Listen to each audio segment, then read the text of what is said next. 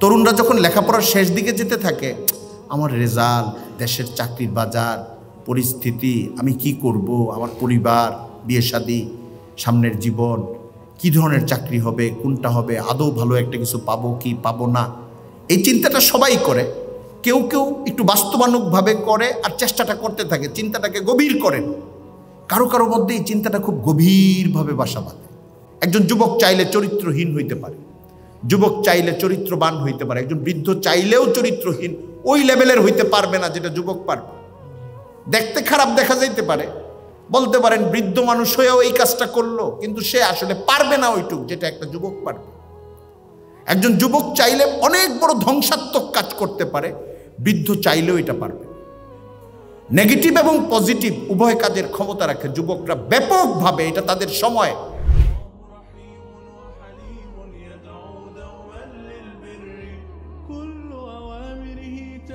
তা আমার কাছে মনে হয়েছে তরুণ বন্ধুদের মনের প্রশান্তি নিয়ে একটু কথা হওয়া দরকার। তারুণ্যের অস্থিরতা ও সংকট। তরুণ মাত্রই কি আসলে অস্থির? না, সব তরুণ অস্থির না।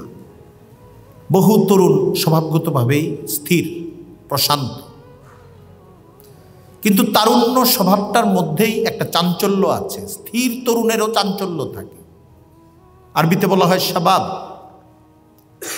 রাসূল করিম সাল্লাল্লাহু আলাইহি ওয়াসাল্লামের একটা হাদিসের শব্দ হলো ইগতানিম খামসান ক্বাবলা খামসিন শাবাবাকা ক্বাবলা হারামিক। হাদিস শুরুই হয়েছে এভাবে, তুমি 5টি জিনিসের আগে 5টি জিনিসকে গুরুত্ব দাও।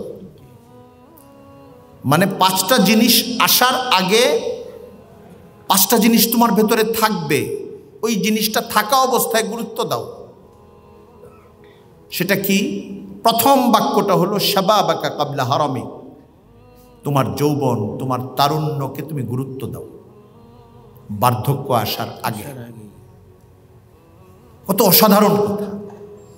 আপনি হাদিসের বাক্যটা, যিনি আরবি বুঝেন, ব্যাকরণ বুঝেন এবং বালাগাত অলঙ্কার শাস্ত্র বুঝেন, ভাষার তরঙ্গ সম্পর্কে যার জ্ঞান আছে, রাসূল করিম সাল্লাল্লাহু আলাইহি ওয়াসাল্লামের এই হাদিসের মানা তো আমরা বুঝবই, পৃথিবীর বহু ভাষায় এটা তর্জমা হবে, কিন্তু শিক্ষিত মানুষ জানেন আসলে ল্যাঙ্গুয়েজের তর্জমা হয় না।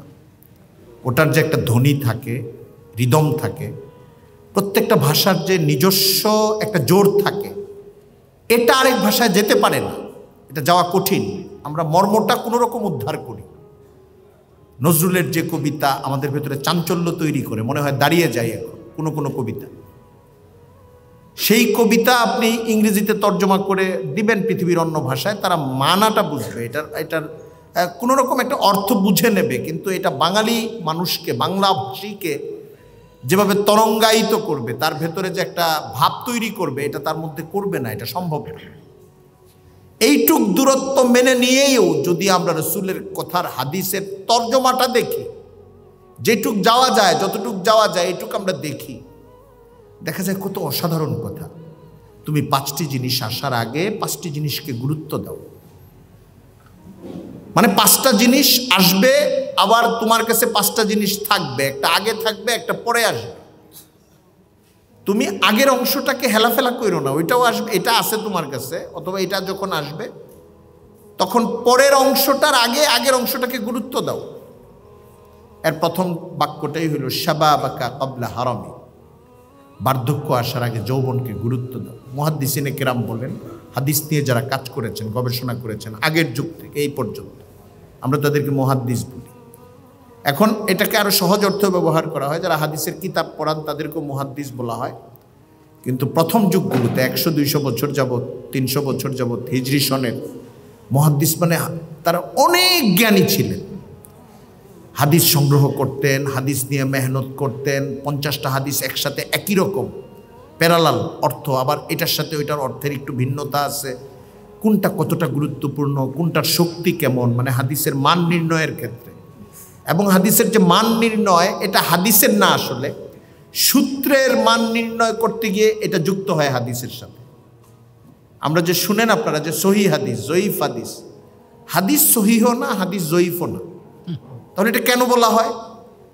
বলা হয় এই জন্যে যে ইমাম বুখারী রসুল করিম সাল্লাল্লাহু আলাইহি ওয়াসাল্লাম থেকে উনার পর্যন্ত, অথবা ইমাম তিরমিজি, ইমাম মুসলিম যারা গ্রন্থভুক্ত করেছে, এর আগ পর্যন্ত তো গ্রন্থভুক্ত ছিল না।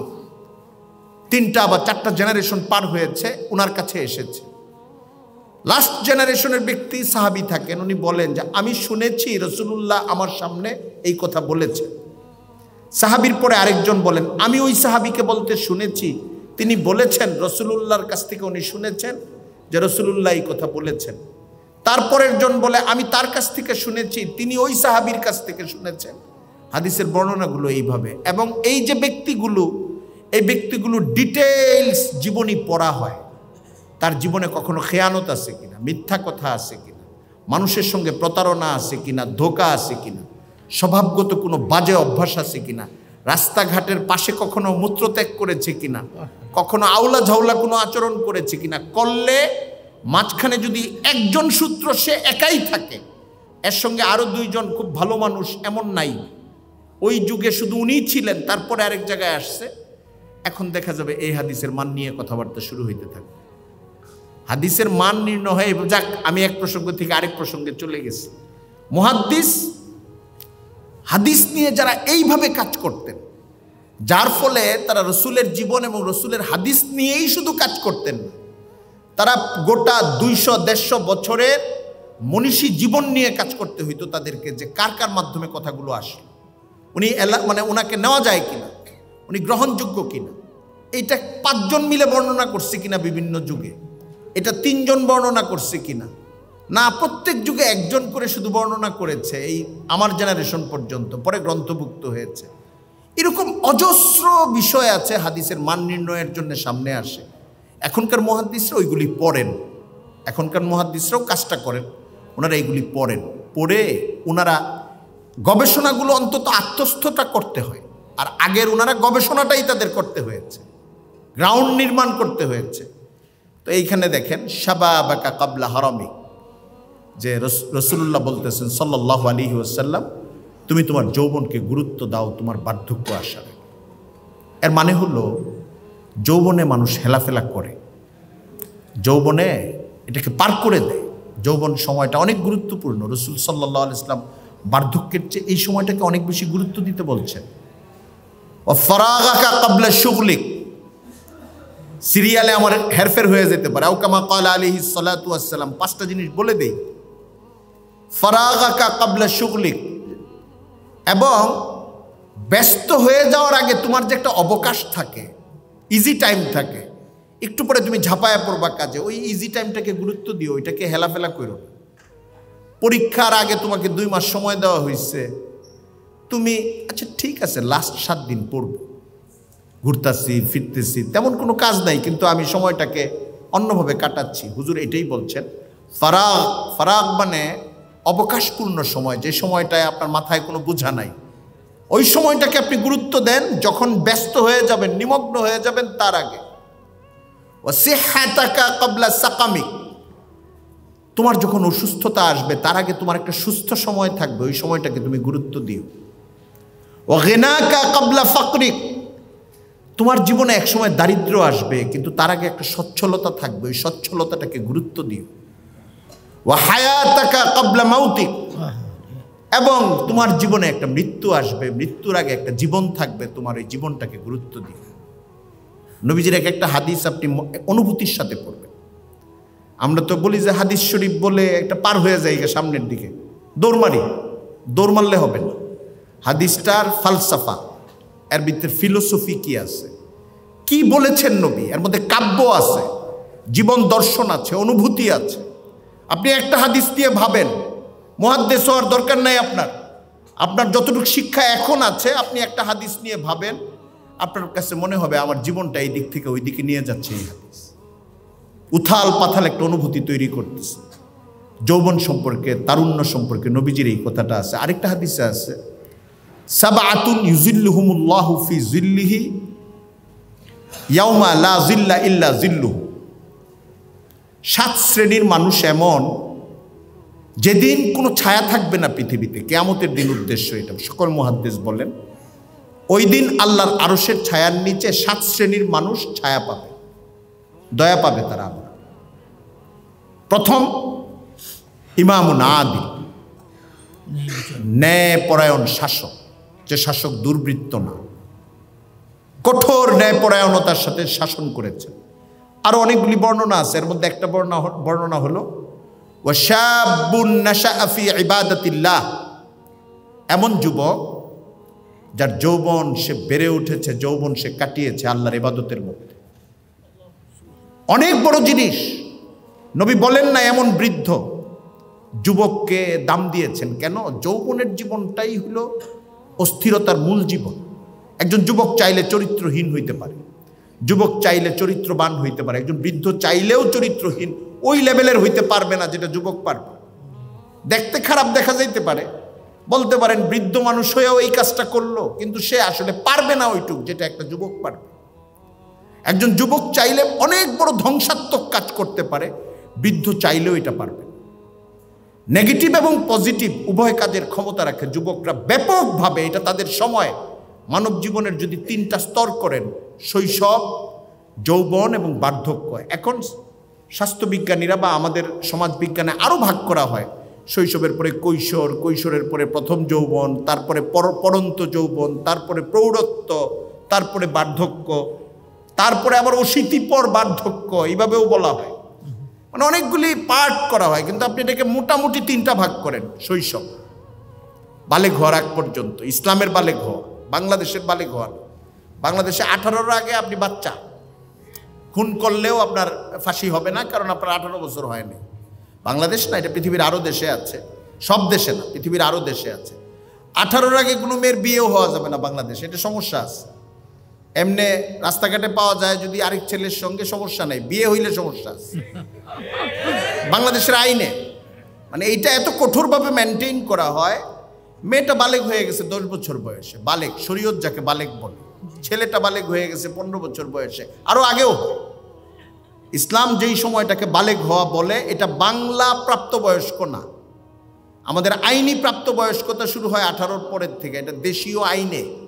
কিন্তু ইসলামের দৃষ্টিকোণ থেকে বালেগ হওয়ার সুনির্দিষ্ট কিছু সংজ্ঞা আছে, যেটা বেশিরভাগ মানুষই জানেন, যেটা শারীরিক বর্ধন এবং কিছু আলামতের সঙ্গে যুক্ত।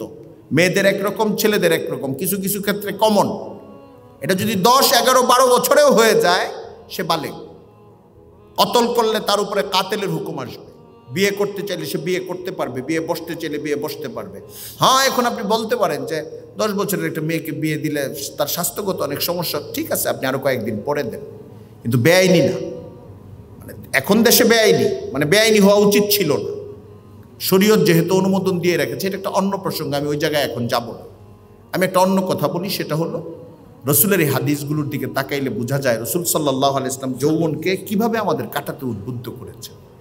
আমি এই জন্যে তারুণ্যকে অনুপ্রাণিত করব যে আমাদের জীবন যেন দিনের পথে কাটে।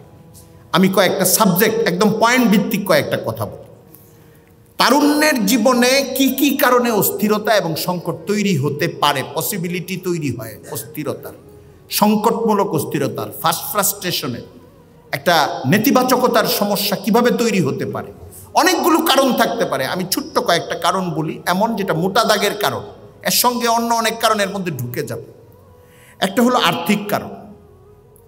সে যত খরচ করতে চায় এত টাকা পায় না, সে জানে আমার গার্জিয়ান এটা দিতে পারবে না, অনেকভাবে চেষ্টা করে, পারে না, তার ভেতরে একটা অস্থিরতা তৈরি হয়। আর্থিক কারণটা মানব সভ্যতার শুরু থেকেই, মানে আমি যা চাই তা পারি কি পারি না, এই দ্বন্দ্বটা মানুষের ভেতরে কাজ করে। এটার জন্য মানুষ অনেক সময় অপরাধী হয়। কিছু মানুষ সংযত হয়, কিছু মানুষ অপরাধী হয়। অনেক স্বপ্ন, কিন্তু সে কিছুই পূরণ করতে পারে না। বন্ধুদেরকে দেখে গাড়ি দিয়া নামে, বাইক চালায়, সেটের দাম, মোবাইল সেটের দাম, পাশের বন্ধুর দামটা 50,000 টাকা, সে বাটন সেটের বাইরে অন্য সেট নিতে পারে না। অথবা অ্যান্ড্রয়েড একটা সেট কিনেছে 20,000 টাকা, 15,000 টাকা, একটা ইনফেরিয়রিটি কমপ্লেক্সে ভুগতে থাকে। এটা থেকে তার ভেতরে একটা অস্থিরতা তৈরি হয়, এটা হতে পারে, এটা একটা কারণ। 2 নম্বর কারণ হলো কেরিয়ারগত দুশ্চিন্তা।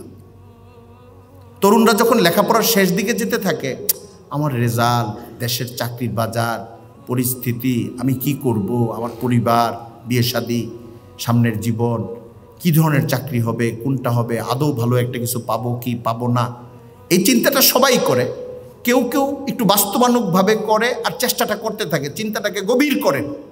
কারো কারো মধ্যে এই চিন্তাটা খুব গভীরভাবে বাসা বেঁধে এটা একটা জটিলতায় নিয়ে যায় তাকে, একটা অতিরিক্ত ফ্রাস্ট্রেশনের দিকে, হতাশার দিকে, একটা একটা একটা মানসিক বিপর্যয়ের দিকে নিতে থাকে। এটা একটা জিনিস। 3 নাম্বার, সম্পর্ক বা রিলেশন। এটা নতুন শব্দ। আমরা আগে বলতাম প্রেম বা ভালোবাসা, এখন রিলেশন শব্দটাকে ব্যবহার, সম্পর্ক রিলেশন খুব সফট শব্দ, কিন্তু এর মধ্যে যে নারী পুরুষের একটা ব্যাপার আছে এটা নাই। এটা সহজ করার জন্যে আধুনিক সভ্যতা এই শব্দটা ছেড়ে দিছে, এখন আমাদের মিডিয়াও ব্যবহার করে এবং অনর্গল বলতে থাকে সাক্ষাৎকারে, তার সঙ্গে আমার 5 বছর রিলেশন ছিল, এখন আমাদের ব্রেকআপ হয়ে গেছে। মনে হয় যে ক্লাসে ভর্তি হয়েছিল, এখন তার পরীক্ষা শেষ হয়ে গেছে। কত নির্দোষ একটা ব্যাপার, এমন ভাবে বলে, মা বাবার সামনেও বলতে থাকে। অদ্ভুত ব্যাপার, অথচ গোটাটাই হারাম শরীয়তের দৃষ্টিতে। এই সম্পর্ক টোটালটাই হারাম। আপনি বলবেন যে হুজুর শারীরিক কোনো সম্পর্ক তো হয়নি, শারীরিক সম্পর্ক হইলে তো আরো ভয়ঙ্কর হারাম। একটা ছেলে একটা মেয়ে যাদের সঙ্গে পর্দা ফরজ, তাদের দুজনের একটু ঘনিষ্ঠতা, মানসিক ঘনিষ্ঠতা, কিছু গল্প স্বল্প, মন দেওয়া নেওয়া, এটাই তো হারাম। এটাকে রিলেশন শব্দ দিয়ে জটিল করে ফেলা হয়েছে, না সহজ করে ফেলা হয়েছে, সহজ করে ফেলা হয়েছে। পরিবারে গল্প করতে পারে, স্যারদের সাথে গল্প করতে পারে, বন্ধুদের সাথে গল্প করতে পারে। স্যার, ওনার সঙ্গে আমার এই মেয়েটার সাথে আমার রিলেশন আছে, মানে তাকে আপনি প্রেফারটা করেন, আমার আত্মীয় না হইলেও আমার সাথে রিলেশন আছে, রিলেটিভ না কিন্তু রিলেশন আছে। মানে এত ইজি বানায় ফেলা হয়েছে, অথচ শরীয়তের দৃষ্টিতে ব্যাপারটা এরকম ছিল না। আজ থেকে 50 বছর আগে বাংলাদেশের সামাজিক অবস্থায়ও এটা এরকম ছিল না। কারো এই সম্পর্ক হইলে সে লজ্জা পাইত। খুব অল্প পরিবারের অল্প তরুণ তরুণীর এটা হইতো এবং তাদের ভিতরে একটা লাজুকতা থাকত। যাই হোক, রিলেশন ঘটিত 3-4 রকমের পেরেশানি আছে। কিছু ছেলে মেয়ের থাকে প্রেমে পড়তে পারলাম না এখনো, আমার জীবনটাই অর্থহীন। কত সুন্দর সুন্দর মেয়ের সামনে দিয়ে যায়, অথবা কত হ্যান্ডসাম ছেলে সামনে দিয়ে যায়, আমি প্রেমেই পড়তে পারলাম না। এত কবিতা পড়লাম, এত গল্প পড়লাম, জীবনটার মধ্যে অর্থবহতা তৈরি হইল না। আমি প্রেমটার যে একটা স্বাদ, এটার মধ্যে কেউ আমারে ভালোবাসলো না, এটা একটা সমস্যা। প্রেমে পড়ার পরে আরেকটা সমস্যা তৈরি হয়, কি? সকালে দেখা করতে ইচ্ছা করে, বিকালে দেখা করতে ইচ্ছা করে, কিন্তু দেখা তো হয় না। গতকাল একটু রাগ করেছে, আজকে একটু হেসে কথা বলেছে, 3 দিন পরে ফোন ধরে না। প্রেম কিন্তু চলতেছে, রিলেশন চলতেছে, কিন্তু এইটার একটা টেনশন আছে। 3 নাম্বার হলো রিলেশন ভেঙে গেছে, এটার আবার আরেকটা টেনশন আছে। রিলেশনটা ভেঙে গেল, এটা কেমন হইল? এটার কারণে অনেক ছেলে ড্রাগ এডিক্টেড হয়ে যায়, এটার কারণে আত্মহত্যা করে, অনেক মেয়েও করে, অনেক আশ্বাস ভঙ্গের ঘটনা ঘটে, অনেক মন দেয়া নেয়া এত গভীর পর্যায়ে যায়। তো এটার আরও ধাপ আছে, আমি আর গেলাম না। 3টা ভাইটাল ধাপের কথা বললাম। রিলেশন ঘটিত অস্থিরতা তৈরি হয়। 4 নাম্বার, রাজনৈতিক অরাজনৈতিক চাপ থেকে অস্থিরতা তৈরি হয়। এই গ্রুপ, ওই দল, পরিস্থিতি ভালো না, মন্দ, পালাইতে হবে, থাকতে হবে, মারধর করতে হবে, হলে থাকা যাবে না, এইটা সেইটা, দেশের পরিস্থিতির সঙ্গে এগুলি যুক্ত। এটার কারণে একটা অস্থিরতা তৈরি হয়। এইসব অস্থিরতার থেকে মুক্তির পথ কি? খুব কংক্রিট কোনো পথ নাই। আপনাকে যে বলে দিব হোমিওপ্যাথির এই ওষুধটা 3 দিন খাবেন, আপনি সমস্যার সমাধান হয়ে যাবে, এরকম কোনো ব্যাপার নাই দুনিয়াতে। মানুষের জীবনের অভ্যাসগত সমস্যা ওষুধ দিয়ে দূর হয় না, খুব ভালো করে মনে রাখবেন। এটা প্রকৌশলগত কোনো বিষয় না। আমি বলবো যে এত টন রড দেন, সিমেন্ট লাগান, জোড়া দেন, আপনার এই প্রবলেম শেষ। এই প্রেম আর কোনো দিন ভাঙবে না, বলার কোনো পসিবিলিটি, মানে আমার পক্ষে সম্ভব না, এটা আমি বলতে পারবো না আপনাকে। অথবা এটা অন্য কোনো সাইন্টিফিক ব্যাপার না যে এটা নাটবল্টু এমনভাবে টাইট দেন যে এটা আর সমস্যা হবে না, এরকম না। মানুষের জীবনের বিষয়গুলো মন দিয়ে জয় করতে হয়, এর জন্যে নিজের উপরে জোর খাটাইতে হয়, হিম্মত আনতে হয়। কি করতে হবে? 1 নাম্বার হলো সবর অবলম্বন করতে শিখতে হবে জীবনে। কোরআনে কারিমে এবং হাদিস শরীফে সবরের এত গুরুত্ব দেওয়া হয়েছে, এত গুরুত্ব দেওয়া হয়েছে, এত গুরুত্ব দেওয়া হয়েছে যে কোনো মানুষ যদি শুনে যে সবরের এত গুরুত্ব দেওয়া হয়েছে, সবরের উপরে জিন্দেগি কাটায় দিবে। ইন্নাল্লাহা মা'আস সাবিরিন, আল্লাহ সবরকারীদের সাথে আছে। ওয়াস্তাঈনু বিস-সাবরি ওয়াস-সালাহ, আল্লাহর কাছে তোমরা সাহায্য চাও নামাজের মাধ্যমে, সবরের মাধ্যমে। সবর করতে শিখতে হবে। মন চাইবে, মন চাইলেও আমি করব না। একটা বিপদ এসেছে, ভেঙে পড়তে হবে, ভেঙে পড়বো না। আল্লাহ দিয়েছেন, আমি দোয়া করি দিনের রাস্তায় থাকবো আর সবর করব। আমার দুনিয়ার জিন্দেগি শেষ হবে, আখিরাতের জিন্দেগি শুরু হবে, তখন এই সময়টা পর্যন্ত আমাকে ভালো থাকতে হবে, আমাকে সবর করতে হবে। কেন করতে হবে? নবী করিম সাল্লাল্লাহু আলাইহি ওয়াসাল্লাম সাহাবায়ে কেরাম সবর করেই জীবন পার করেছেন। আপনি ইসলামের প্রথম যুগের ইতিহাস দেখেন, মক্কার 13 বছর, নবীজি নবুয়তের হইল 23 বছর, মক্কার 13 বছর। কি জুলুম বাকি ছিল যেটা হয় নাই সাহাবীদের উপরে, নবীর উপরে? কি জুলুম বাকি ছিল?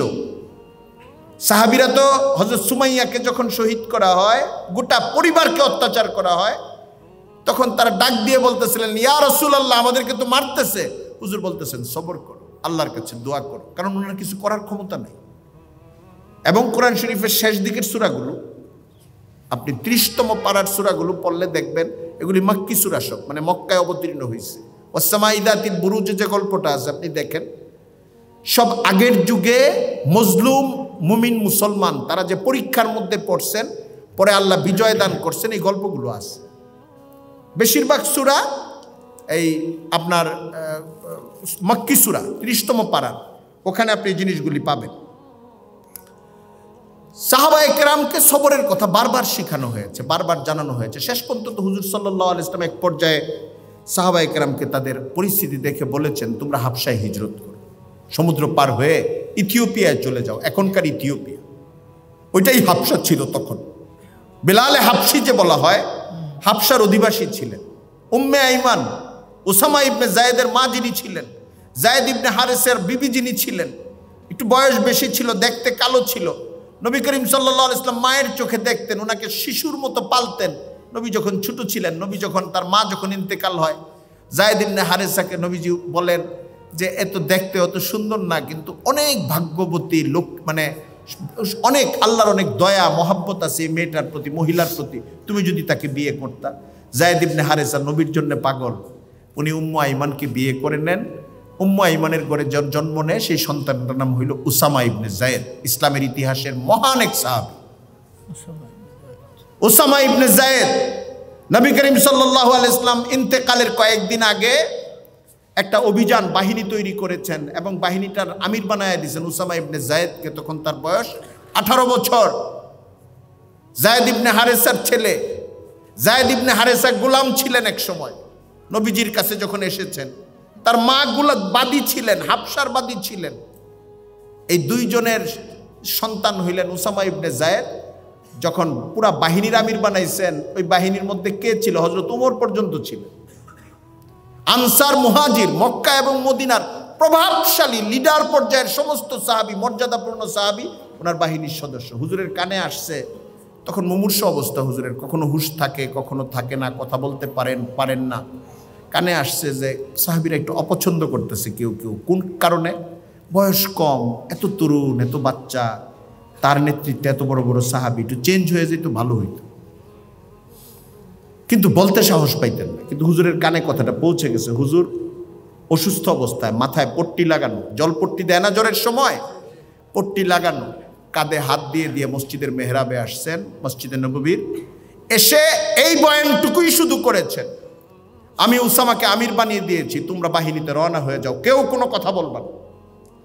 তোমরা যদি আপত্তি করো, তোমরা তার বাবার ব্যাপারেও আপত্তি করেছিলে আগে। জায়েদ ইবনে হারেসাকে যখন মুতার আমির বানিয়েছিলাম, হারবে মুতার জঙ্গের জন্য আমির বানাইছিলাম প্রথমে, কিন্তু সেও যোগ্য, তার ছেলেও যোগ্য। কেউ দেরি করবা না, তার আমিরত্ব মেনে তোমরা যুদ্ধে জেহাদে ঝাঁপিয়ে পড়ো। মদিনার শেষ প্রান্তে একটা জায়গায় বাহিনী অপেক্ষা করছিল, কারণ হুজুরের শরীর তখন খুব খারাপ।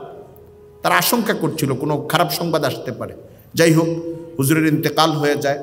ইন্তেকালের পরে হযরত আবু বকর সিদ্দিক রাদিয়াল্লাহু তাআলা আনহু যখন দায়িত্ব পান, দায়িত্ব পাওয়ার পরে হযরত আবু বকর সিদ্দিক রাদিয়াল্লাহু তাআলা আনহু ফার্স্ট প্রায়োরিটি হলো নবীজি যে কাজগুলো ঝুলন্ত রেখে গেছেন এবং করণীয় হিসাবে রেখে গেছেন, এই কাজগুলো করতে হবে। উনি উসামা ইবনে জায়েদের বাহিনীকে রওনা দেওয়ার নির্দেশ দিলেন।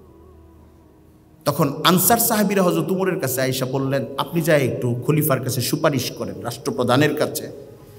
এই জটিল টাইমে এখন বাহিনী রওনা করার দরকার নেই, কারণ বিশাল একটা শত্রু বাহিনীর সাথে এই যুদ্ধ, রোমান বাহিনীর সাথে। এবং রোমান বাহিনী রোম থেকে নিয়ে, তৎকালীন রোমের সাম্রাজ্য, বর্তমান যে প্যালেস্টাইন, সিরিয়া, জর্ডান, আগের শাম বলা হতো যে অঞ্চলটাকে, টোটালটা ছিল রোমান সাম্রাজ্যের এই অংশ, আরব সংশ্লিষ্ট অংশ। মুতার যুদ্ধটাও হয়েছে এই জায়গায়। আপনি ম্যাপে এখন মুতা খুঁজলে সম্ভবত জর্ডানের মধ্যে পাবেন। জর্ডান, ফিলিস্তিন, বর্তমান ইসরায়েল, সিরিয়া, লেবানন, এই টোটাল জায়গাটা প্রাচীন শাম। হাদিসের কিতাবে যে শামের বর্ণনা, বাইতুল মুকাদ্দাসকে সেন্টার করে এই টোটাল জায়গাটাকে শাম বলা হয়। হুজুর সাল্লাল্লাহু আলাইহি ওয়াসাল্লাম ছোটকালে শামে সফর করছেন, এটা এই অঞ্চলটায় সফর করছেন, এবং বাইতুল মুকাদ্দাস এই অঞ্চলটায় যাওয়াও হয়েছে। তো সাহাবায়ে কেরাম ভয় পেয়ে এই কথা বলতেছেন যে সুপারিশ করতে পাঠাইছে। উমরে ফারুক রাদিয়াল্লাহু তাআলা আনহু গিয়ে হযরত আবু বকরের কাছে বলতেছেন, ও ওনারা দুইটা সুপারিশ করছেন। একটা হইল এখন যেন অভিযানটা আপাতত বন্ধ থাকুক, আরেকটা হইল এরপরেও যদি পাঠানো হয় তাহলে আপনাকে দায়িত্ব দেওয়া হোক বা সিনিয়র কাউকে দায়িত্ব দেওয়া হোক, দায়িত্বটা পাল্টানো হোক। তাদের চিন্তার মধ্যে দলবৃত্তি ছিল না, মানে হিতাকাঙ্ক্ষাই ছিল।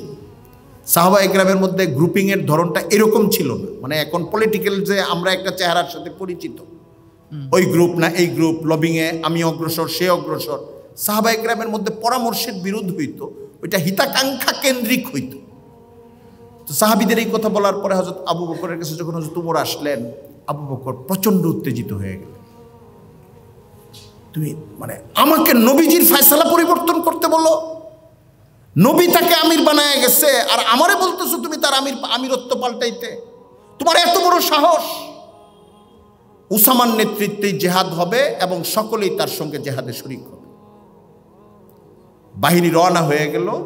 খলিফাতুল মুসলিমিন আবু বকর সিদ্দিক, যিনি নবী সাল্লাল্লাহু আলাইহি ওয়াসাল্লাম জীবিত থাকা অবস্থাতেই বোঝা গেছে যে উম্মতের শ্রেষ্ঠ মানুষ উনি উসামাকে ঘোড়ার উপরে বসাইলেন। আমিরুল জায়েশ পাশে হাঁটতে শুরু করলেন আগায় দেওয়ার জন্য। উসামা ইবনে যায়েদ বললেন, হয় আপনি ঘোড়ায় উঠেন, না হলে আমাকে নামতে দেন। কয় না, তুমি ঘোড়ায় থাকবা, আমি তোমার পাশে হেঁটে হেঁটে যাব। তুমি আমিরুল জায়েশ, তাহলে আপনি চলে যান।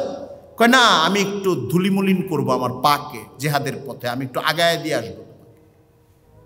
নামতে দেন নাই। উনি পায়ে হেঁটে হেঁটে যাচ্ছেন। উসামা ইবনে যায়েদ 18 বছরের যুবক, যায়েদ ইবনে হারেসার সন্তান, উম্মু আইমান হাবশির সন্তান, যারা দুইজনেই কয়েকদিন আগে কৃতদাস ছিল, কয়েক বছর আগে, তাদের সন্তান। গোটা মক্কা এবং মদিনার প্রভাবশালী সব সাহাবী তার পেছনে পেছনে ছুটছে। খলিফা আবু বকর সিদ্দিক খালি পায়ে তার সাথে সাথে হেঁটে হেঁটে এগিয়ে দিয়ে আসছেন।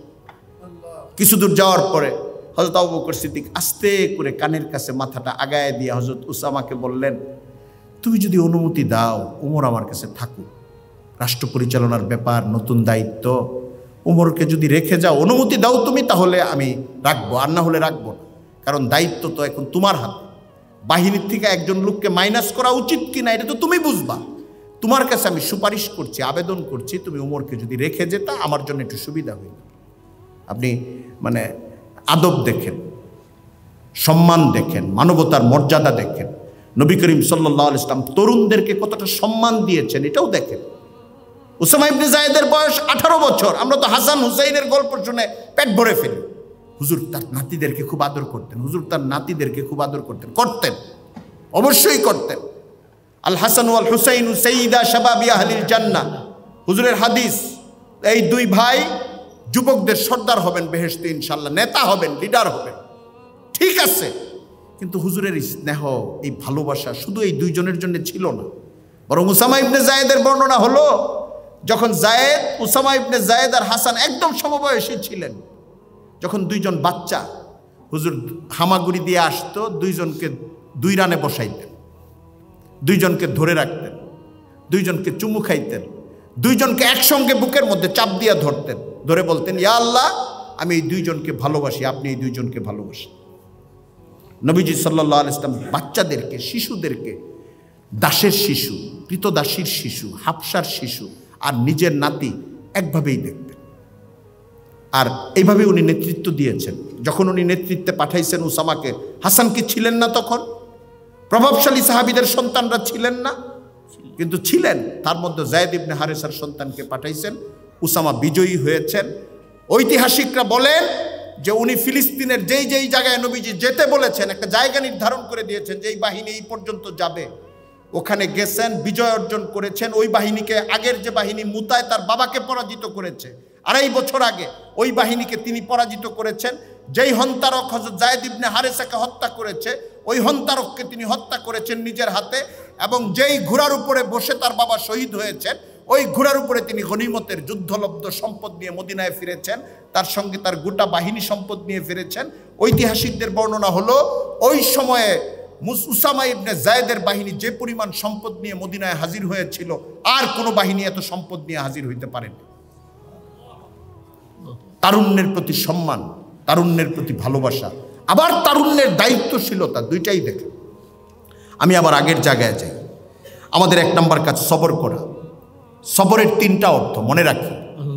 সবরের একটা অর্থ কি, যেটা আমরা বুঝি, বিপদ আপদ আসলে আর বেশি না করা, অস্থিরতা প্রকাশ না করা, এটাকে সয়ে নেওয়া, এটা হলো একটা অর্থ। এটা কমন অর্থ, সমাজের সবাই জানে। সবর মানে ধৈর্য।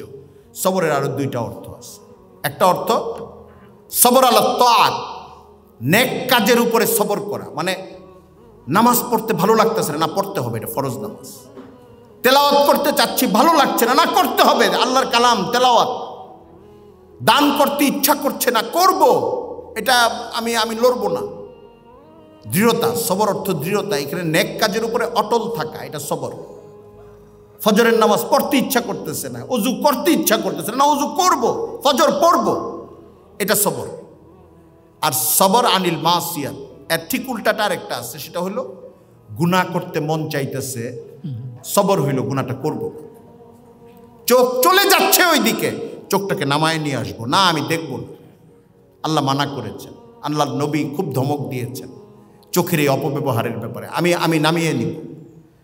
টেবিলের নিচ দিয়ে আমার কাছে টাকা আসতেছে, এটা আমার সচ্ছলতা বাড়াবে, আমি জানি না, আল্লাহর নবী হারাম কামাই করতে মানা করেছেন, এটা আমি নিব না।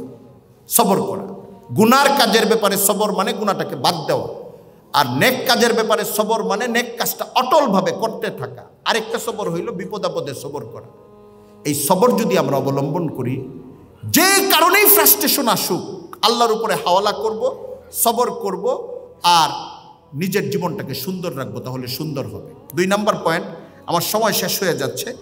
2 নম্বর পয়েন্ট হলো শুকর আদায় করা, শুকরিয়া আদায় করা। সবর আর শুকর খুব কাছাকাছি 2টা শব্দ, খালাতো ভাইয়ের মতো। সবর করা, শুকর আদায় করা। শুকর আদায় এটা কিভাবে করবেন? এটারও 3টা পদ্ধতি। একটা হচ্ছে মন থেকে খুশি হওয়া, আল্লাহ কোনো কিছু দিলে মন থেকে খুশি হওয়া, মনের ভেতরে ছোট্ট তুলনাটা আনা, বড় তুলনাটা না আনা, যে আরে আমার বন্ধুর তো 10 তলা বাড়ি, আমার তো 1 তলা বাড়ি, তাহলে আপনার মন শুকরিয়া আদায় করবে না। আপনি দেখবেন বাড়িহীন যে বন্ধু, তার দিকে, তার তো বাড়িই নাই, আমারে তো আল্লাহ 1 তলা বাড়ি দিচ্ছেন, আমি তো বাড়িতে বউ বাচ্চা নিয়ে থাকতে পারি, হইতে পারে আমার 1 তলা বাড়ি, ওর তো নাই, আমার তো আছে। মনটাকে খুশি করা, শুকরিয়া আদায় প্রকাশের একটা স্থল হলো মন। 2 নম্বর হলো জবান। আলহামদুলিল্লাহ, আল্লাহ আপনি আমাকে এটা দিয়েছেন।